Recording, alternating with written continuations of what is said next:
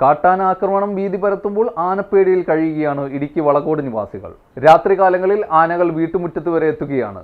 നടപടികളൊന്നുമില്ലാത്തതിൽ പ്രതിഷേധ സമരത്തിനൊരുങ്ങുകയാണ് പ്രദേശവാസികൾ. കാട്ടാന ആക്രമണത്തിൽ നിരവധി പേരുടെ ജീവൻ അപഹരിക്കപ്പെട്ട സാഹചര്യത്തിലാണ് വളകോട് നിവാസികളുടെ ഭീതി ഇരട്ടിക്കുന്നത്. രാത്രിയാകുന്നതോടെ കാട്ടാനകൾ ഇവരുടെ വീടിന് സമീപം വരെ എത്തുന്നതായി നാട്ടുകാർ പറയുന്നുണ്ട്.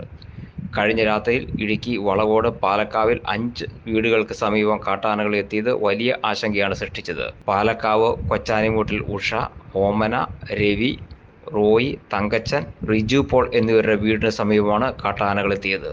പ്രായമായവർ ഒറ്റയ്ക്ക് കഴിയുന്ന നിരവധി വീടുകൾ പോലും ഇവിടെയുണ്ട്. എത്തിച്ചേരുന്ന ആനകൾ വീട് തകർക്കാൻ ശ്രമിക്കുന്നു എന്ന് മാത്രമല്ല, ഇവർ നട്ടുവളർത്തുന്ന വിളകളെല്ലാം നശിപ്പിച്ചിട്ടാണ് തിരിച്ചു പോകാറും. വനം വകുപ്പ് അധികൃതരെ വിവരം അറിയിച്ചിട്ടും യാതൊരു നടപടിയും ഉണ്ടാകാത്തതിൽ നാട്ടുകാർ വലിയ പ്രതിഷേധത്തിലാണ്. ഞാൻ ഒരു സുഖമില്ലാത്ത, ഞങ്ങൾക്ക് 2 പേർക്കും സുഖമില്ല. ഞങ്ങൾ 2 പേരും കൂടെ ഇവിടെ കിടക്കുന്നു. ആന എപ്പോഴാണ് വരുന്നതെന്നും പെരുക കിട്ടുന്നതെന്നൊന്നും അറിയത്തില്ല.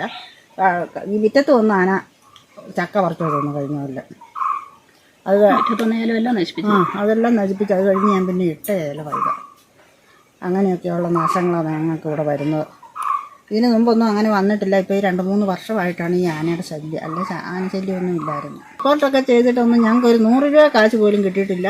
ഇതിനൊക്കെ പോയിട്ടേ ഉള്ളൂ. ഈ ഓരോ കാര്യത്തിനും ഇറങ്ങി തിരിച്ച് എത്ര രൂപ ഈ പെണ്ണിനും എനിക്കും ചിലവുണ്ടെന്നറിയാമോ? ഞങ്ങൾ പോയതല്ലാതെ ഞങ്ങൾക്കൊന്നും കിട്ടിയിട്ടില്ല.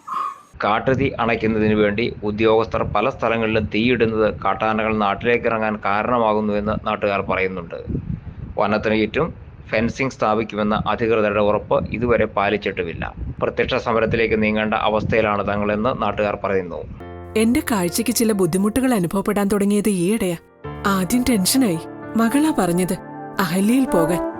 അഹല്യയ്ക്ക് 30 വർഷത്തെ പാരമ്പര്യവും വിശ്വസ്തതയുമുണ്ട്. അഹല്യയിലെ വിദഗ്ധരായ ഡോക്ടർമാരുടെ ചികിത്സ കൊണ്ട് എനിക്ക് എന്റെ കാഴ്ചശക്തി പൂർണ്ണമായും തിരിച്ചു കിട്ടി. ഇപ്പൊ എനിക്ക് ഈസിയായി വായിക്കാം. നേത്ര സംരക്ഷണത്തിന് നമ്മുടെ Ahalya. Ahalya foundation eye hospital, കേരളത്തിൽ എല്ലായിടത്തും.